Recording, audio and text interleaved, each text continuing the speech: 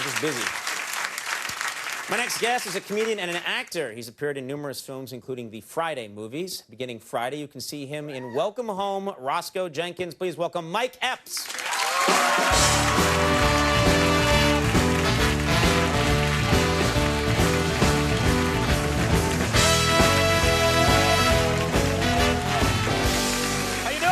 I'm hanging in there, Conan. What's going on, bro? I'm all right. All right. Thanks for calling me bro. Bro, yeah. Now, so much to talk about. First of all, this has got to be exciting. I'm not an actor. I don't work in film. Oh, yeah. But this movie, Welcome Home, Roscoe Jenkins, you're working with James Earl Jones. I'm working with James Earl Jones, one of the great actors of our time, authority figure. He's iconic. What's it like working with that guy? Hey, man, his presence is so powerful that, I mean, it's like automatically respect when you see him. Mm-hmm. You know, from watching him through all those films. And he just walked straight up to me and was like, "Michael, I'm your father." And I was like, man, all these Star Wars I've watched and my mother never told me she did it with you. So he's got a bit of a, he's got a sense of humor about his voice and all that stuff, right? Yeah. Did you, now, did you have fun on the set? Was it a loose set? Yeah, it was pretty loose. You know, we had a couple little pranks going on. I snatched one of Monique's hamburgers. That was very dangerous. That sounds more dangerous than bungee jumping. To steal a hamburger from Monique, it didn't go well? No, it didn't go well. As soon as I grabbed it, she clipped me. I fell. Boom! The hamburger fell out. Onions went that way. Tomatoes went that way. Mm-hmm. Yeah, that sounds ugly, yeah. It was ugly. And then I tried to do a Johnny Knoxville and I took a bicycle and got on top of the trailer and tried to ride off the top of it. What did you do that for? I was trying to start a new thing called Black Ass instead of Jackass. These are all the stunts. These are all the stunts that black people ain't supposed to try. And how did that go when you drove the bike off the... Oh, man, I skinned my knee up, and I found out I was on Medicaid. I don't even have insurance for the movies I've been in. Be careful next time. I know. Now, you were shooting this in Shreveport, Louisiana, is that right? Shreveport, Louisiana, man. Okay. I don't think I've been to Shreveport. What's it like? I'm pretty sure a lot of people haven't been to Shreveport. It's a small town, man. I mean, they didn't even have a stop sign. A man just jumped behind the tree and said, "Slow it down now," and jumped back behind the tree. Seems like a sign would be easier and cheaper. No, I shouldn't question these things. Anyway, but it was were they friendly there in Shreveport? Yeah, they were pretty friendly, man. The police was pretty rough, man. Really? Yeah, they really didn't have a lot of cops out there, so they had to help each other out. And one of my friends had a suspended license, and they arrested him. Mm-hmm. A cop motorcycle guy did. Right. And he called for backup, and the backup never showed up. And he ended up trailing the guy to jail. He put him on the back of the motorcycle with his handcuffs like this. Really? And he had to wrap his legs around the cop like this.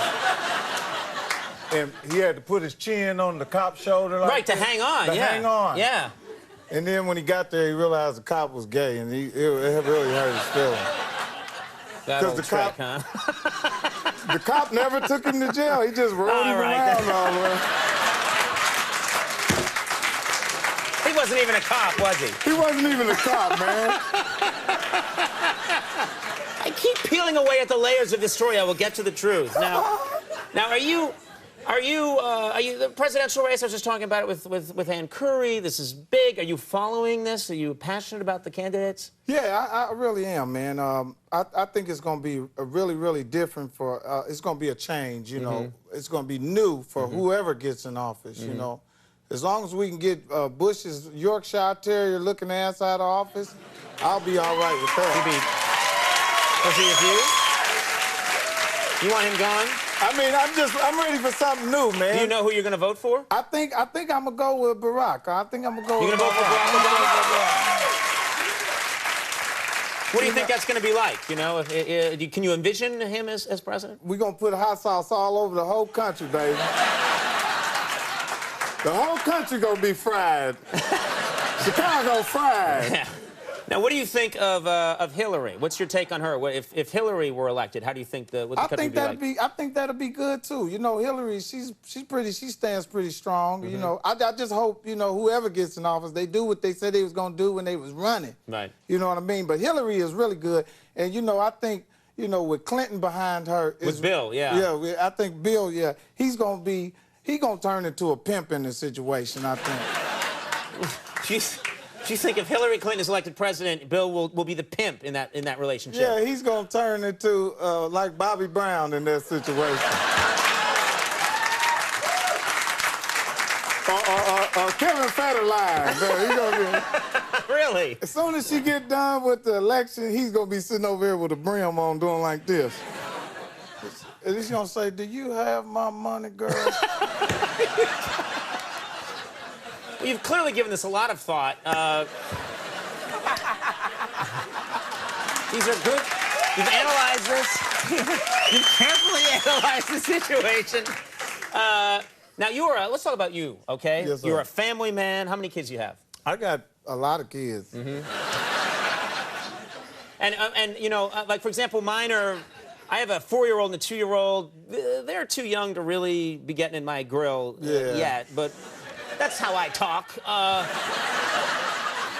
But what about you? How old are these kids? I'll tell you, man, these kids are so grown now, and I don't know what they're putting in the KFC, but it's making the kids big. And these kids are tough, man. You know, my kids, you know, these little girls, they just punk their daddies out all the time. And my daughter just hurt my feelings this Christmas. She wanted a Wii game. One of those Wii, like, tennis games or something? Yeah, and they were so hard to get. You know, I had crackheads looking out for me and everything. Right. Couldn't find one. When a crackhead can't find your Wii game, it's rough out there. They're motivated. They're motivated. They are motivated finders. They will build one out of sticks if they can't find one. They'll get the job done. So... Hey, man, that's the truth right there, buddy. So what happened? You couldn't find one? I couldn't find a Wii game, man, and my daughter treated me like I was in prison with her, man. She just kind of just held it over my head, you know. She just basically told me, "You're a wimp, Dad." Right, you know what I mean? You couldn't do this. You couldn't pull it through. Yeah, you couldn't pull it through. You know, I see you in the movies all the time. I see you're supposed to be a big shot, but where's the Wii game at? Right. That's terrible. She sort of questioned your authority. She questioned my authority, you know. So I automatically had to go right into, why was your report card not good this week? Right. So I needed some kind of way out of it. Right. So I leaned towards her bad grades. Right. And I told her I couldn't get the Wii game because of the F's on your report card. That's good for you. That made it... But she didn't have no F's on the report card. A little problem there, yeah. Yeah, she had to think about that one. Yeah. Now, the movie, Welcome Home, Roscoe Jenkins, Yes. this is about a talk show host, Martin Lawrence. Played by Martin Lawrence, the great Martin Lawrence. Yeah, and he comes home to visit his family, and he runs into a lot of trouble. People want things from him. They think he's putting on airs, coming back to see his family. They give him a hard time. Do you get that kind of friction when you go home to your family? Oh, yeah. You know, it's pretty rough. You know, I think one of the hardest things in the world is just trying to get people to accept who you are and what you're doing and what you're trying to be, you know. And a lot of times I go back home, you know, a lot of people like to remind me of old stuff. Right. You know, when I first brought my wife back home, everybody, "Mike, man, what's up, baby? You acting Hollywood on me? You ain't tell your wife you used to pee in the bed, did you?" and she said, "No, I already know. He's peed since I've been with him in the bed."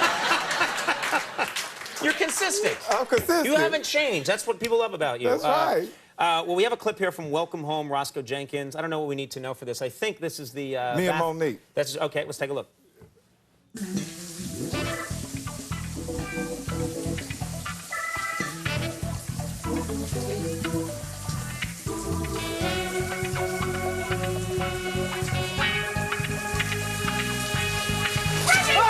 Hell no! Get your nasty ass out of here! I didn't know that was you. You knew I was in here. You's a nasty, common freak. There's a naked linebacker in our shower right now. Now, you done brought that little white gal up in here. Now you trying to sneak around and see some black meat? Girl, ain't no, I didn't try to come in here and look at you. How the hand me my feminine wash? I can see why you can't keep a man down. You got to lay off them Milky Ways and Doritos and Tortillo chips. Get out of here, you sick, nasty bastard. The erotic scene you always wanted to shoot. Welcome home, Roscoe Jenkins. Open this Friday, and Mike will be at the Denver Improv February 8th through the 10th. Mike, really funny. Thanks so much for being here. Good man. Mike Epps will be right back. One Republic. Stick around.